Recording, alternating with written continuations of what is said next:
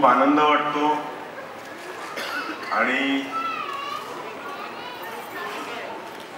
हा असाच कार्यक्रम दरवर्षी सुरू राहील अशी मी अपेक्षाही करतो.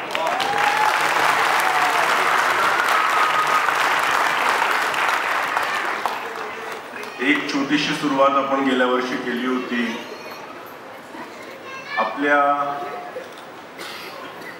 पोलीस कर्मचाऱ्यांचं, त्यांच्या कुटुंबातल्या सर्व फॅमिली मेंबर्सचं ह्युमन रिसोर्स डेव्हलपमेंट व्हावं, खऱ्या अर्थाने डेव्हलपमेंट व्हावं.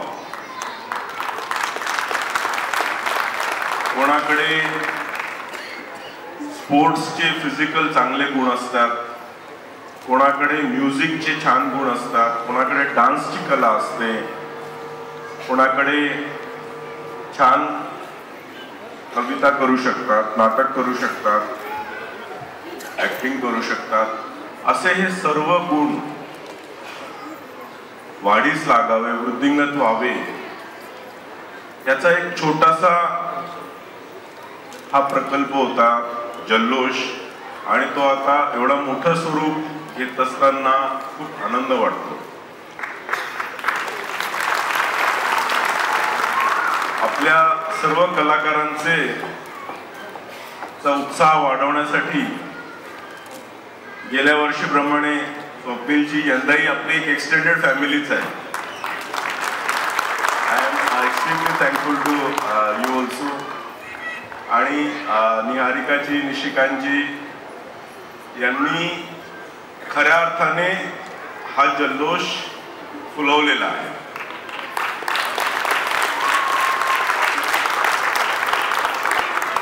आणि या सर्वांमागे अगदी काटेकोरपणे, बारकाईने जे लक्ष घालतात, अगदी दैनंदिन आणि तासाला जे फॉलोअप करतात, ते आमचे DCP हेडक्वार्टर श्री संजय कुमार पाटील आणि त्यांची संपूर्ण टीम जी या दंपतीच्या मागे लागलेली असते की तुम्हाला काय फॅसिलिटीज हव्यात, परंतु आमच्या मुलांचा, आमच्या फॅमिलीजचा विकास उत्कृष्टरित्या झाला पाहिजे. I am sure we will take this जल्लोष year after year the next level. आणि यातूनच चांगले प्रोफेशनल आणि कमर्शियल आर्टिस्ट सुद्धा जन्माला येतील याची मला खात्री आहे. मी पुन्हा एकदा संजय कुमार पाटील,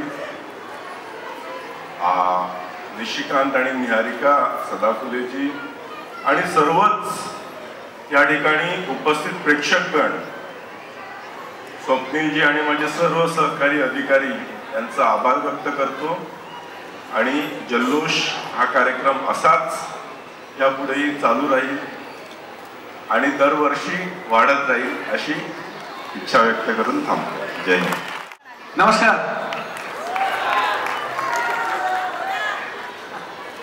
मागच्या वर्षीला उशीर झाला होता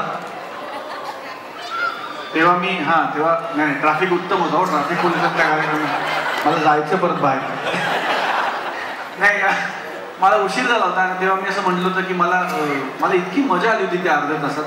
त्यामुळे मी सरांनाही म्हटलं होतं आणि भाऊ नाही म्हटलं, तिरुपती भाई नाही म्हटलं होतं की मी पुढच्या वर्षी जास्त वेळेसाठी येईल, कारण जेन्युइनली इतका ऑर्गॅनिक कार्यक्रम फार कमी वेळा बघायला मिळतो. जनरली कार्यक्रम हे तिकीट लावून असतात, त्यामुळे तिकीट लावून तिकीट विकत घेऊन आलेला माणूस असतो, त्याला माहिती असतं की मला मोबदला मिळणार आहे म्हणून तो बसलेला असतो. पण आपल्या माणसांनी, आपल्या माणसांसाठी आपलेपणाने केलेला कार्यक्रम हा फार कमी वेळा पाहायला मिळतो. आणि तो कार्यक्रम जर इतक्या सुंदर पद्धतीने ऑर्गनाइज होत असेल तर खरंच एकदा सगळ्यांसाठी जोरदार टाळ्या व्हायला पाहिजे. अनेक सादरीकरण बघून असं वाटलंच नाही की हा पोलिसांचा कार्यक्रम आहे, असं वाटलं की कुठलं तरी रियालिटी शो सुरू आहे आणि आत्ता जजेस येतील आणि म्हणतील की तुम मुंबई आओगे वगैरे, ते सगळं सुरू होईल. इतका प्रोफेशनल कार्यक्रम, इतकं प्रोफेशनल अप्रोच आणि प्रत्येक परफॉर्मरची ती तळमळ दिसत होती. सादरीकरण काही का असेल ना, म्हणजे कविता असेल, डान्स असेल, नृत्य असेल, वादन असेल, प्रत्येक कलाकारांनी मेहनत घेतलेली दिसत होती. आणि मी विचार करत होतो की तुमचं लाईफ किती हेक्टिक आहे. तुम्हाला सुट्या मिळत नाहीत, तुमचे ड्युटी आवर्स नाहीत. आम्ही जेव्हा सण साजरे करत असतो तेव्हा तुम्ही रस्त्यावर असता, तुम्ही ड्युटी करत असता. आम्ही जेव्हा क्रायसिस होतो तेव्हा घरात लपतो, तेव्हा तुम्ही घरातनं बाहेर पडता क्रायसिस सॉल्व्ह करायला. इतक्या स्ट्रेसमध्ये आणि इतका ताण असताना इतकी ऊर्जा, इतकी पॉझिटिव्हिटी, इतकी सकारात्मकता ठेवणं हे खरंच कौतुकास्पद आहे. आणि मला असं वाटतं की ही आजच्या काळाची गरज आहे. आणि हा पायंडा जर आमचे पोलीस पाडत असतील तर हा सर्वसामान्य जनतेसाठी एक धडा आहे असं मला मनापासून वाटतं की तुम्ही जर या स्ट्रेस लेवलमध्ये इतका आनंद साजरा करू शकता तर सामान्य माणसाने आयुष्याचा प्रत्येक क्षण साजरा करायलाच पाहिजे. हा संदेश तुम्ही तुमच्या नकळत जनतेला देताय.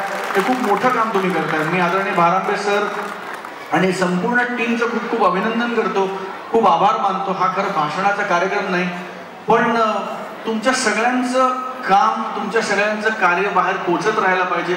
सारा कार्यक्रम दरवर्षी होईल असं तुम्ही म्हटलंच आहे. ह्याची स्केल वाढली पाहिजे.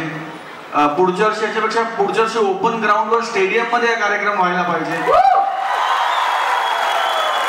एक 5,000 लोक जमा व्हायला पाहिजेत. आणि पुढच्या काही वर्षात या कार्यक्रमाची रूपरेषा इतकी चांगली व्हायला पाहिजे की आपण तिकीट लावून जनतेसाठी हा कार्यक्रम करू शकलो पाहिजे. आणि आपल्यातले स्टार व्हायला पाहिजेत कारण लोक त्यांना बघायला आली पाहिजेत. कारण अमुक, अरे तो एसीबी गातोय का, अरे गेलं पाहिजे, अरे काय किशोर कुमारची गाणी म्हणतो तो. ही वेगळी ओळख आपली निर्माण होईल अशी मी सरस्वतीच्या चरणी प्रार्थना करतो आणि तुमची रजा घेतो. जय हिंद, जय महाराष्ट्र. जल्लोष वर्दीतल्या दर्दींचा या कार्यक्रमाला मी आज इकडे नवी मुंबई इथे उपस्थित आहे. फार भारी वाटतंय. आदरणीय भारांबे सर, त्यांची संपूर्ण टीम, मला मोठ्या भावासारखे असणारे आदरणीय तिरुपती काकडे सर, सगळीच लोक. मागच्या वर्षी मी या कार्यक्रमाला होतो. हे कार्यक्रमाचं पण दुसरं वर्ष आहे आणि माझ्या येण्याचं पण हे दुसरं वर्ष आहे. मागच्या वर्षी मी इतका प्रभावित झालो होतो आणि इतका मला आनंद आला होता जेन्युइनली की मी पाहुणा राहिलो नाही, मी परिवाराचा भाग झालो. आणि मी त्यांना म्हटलं की मी पुढच्या वर्षी नक्की येईन. आणि काय म्हणू आपण त्याला, मी म्हणजे माझ्या लक्षात होतं आणि मला सरांनी सांगितलं, तिरुपती सरांनी, आणि मी डेट आणि सगळं करून यावर्षी आवर्जून आलो आहे. कारण इतका उत्साह, इतका वेल ऑर्गनाइज्ड शो,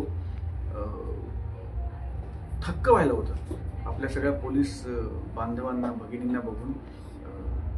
त्यांचं गाणं, त्यांचं नृत्य, त्यांची कला, त्यांचं सादरीकरण, त्यामागचं पॅशन आणि ज्या पद्धतीने हा शो ऑर्गनाईज होतो, खरंच कमाल आहे.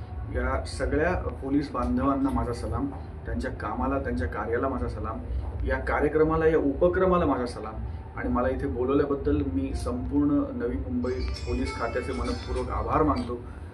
जय हिंद, जय महाराष्ट्र. फरकपेक्षा मी असं म्हणेन की गेल्या वर्षीच्या तुलनेत या वर्षीचा कार्यक्रम जास्त दिमाखदार, जास्त आखीव रेखीव आणि जास्त क्रिस्प आणि टाईट आहे.